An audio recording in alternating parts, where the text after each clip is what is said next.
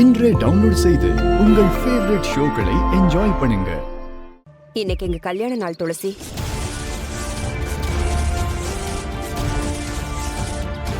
ஐயோ, வாழ்த்துக்கள். Happy anniversary.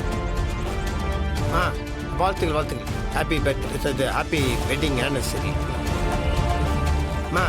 விடுமா, நீ ஃபுல் டே நம்ம வெளியே இங்கே போய் சாப்பிட்டு வெளியே ஜாலியாக சுற்றிட்டு படம் கிடலாம் பார்த்துட்டு அப்புறமா வீட்டுக்கு எப்படி முறைக்காத, மறந்துட்டேன், சாரி. ஞாபகம் வச்சுக்க வேண்டியவரே மறந்துட்டாரு. இந்த நிமிஷம் வரைக்கும் அவர் என்ன வந்து பார்க்கல. போன்ல கூட அவர் என்கிட்ட ஒரு வார்த்தை கூட பேசலடா. அது சரி, உனக்கு எதுமா அவர் ஃபோன் பண்ணனா? அதான் வீட்டு விட்டு வெளியே அனுப்பிச்சிட்டாரு. அப்புறம் ஃபோன் பண்ணுவார், மெசேஜ் பண்ணுவாருன்னு எதுக்கு பண்ணுவாரு? இதுக்கு முன்னாடி ஒவ்வொரு கல்யாண நாளையும் நாங்க 2 பேரும் எப்படி கொண்டாடுவோம் தெரியுமா? நம்ம வீடே திருவிழா மாதிரி இருக்கும்.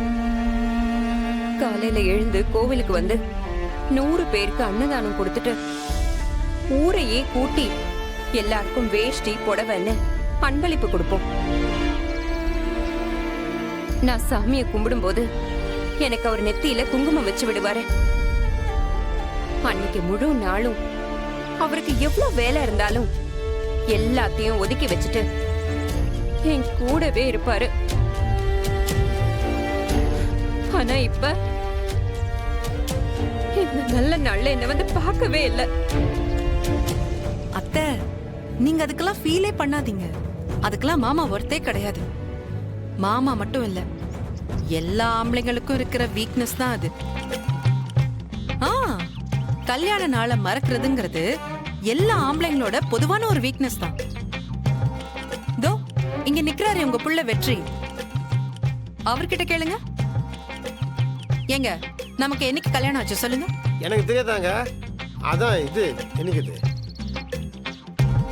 இது ஒரு மாசத்துல வரும். அது இது ஏப்ரல் கிடையாது, மேயும் வராம மேக்கு அப்புறம் ஜூன்ல வரும். கரெக்டா? ஜூன் 15. அப்படியா? 15 நம்ம ரெடியா இருக்கணும். அப்பதான் 25 26 ஏதோ ஜூன் மாசத்துல ஒரு நாளுங்க, மன்னிச்சிருங்க.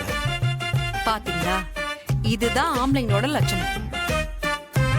நாம தான் பிறந்த நாள், கல்யாண நாள், அவங்கள சந்திச்ச நாள், ஏன் அன்னைக்கு நம்ம என்ன சாப்பிட்டோன்னு கூட நாம எல்லாத்தையும் மனசுல எழுதி வச்சுப்போம்.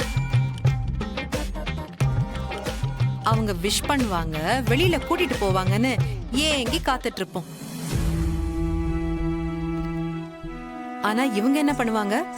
அதையெல்லாம் கொஞ்சம் கூட யோசிக்காம ஊர் சுத்திட்டு இருப்பாங்க. உண்மையிலேயே மாமாவும் அப்படிதான் மறந்துருப்பாரு இல்லத்த?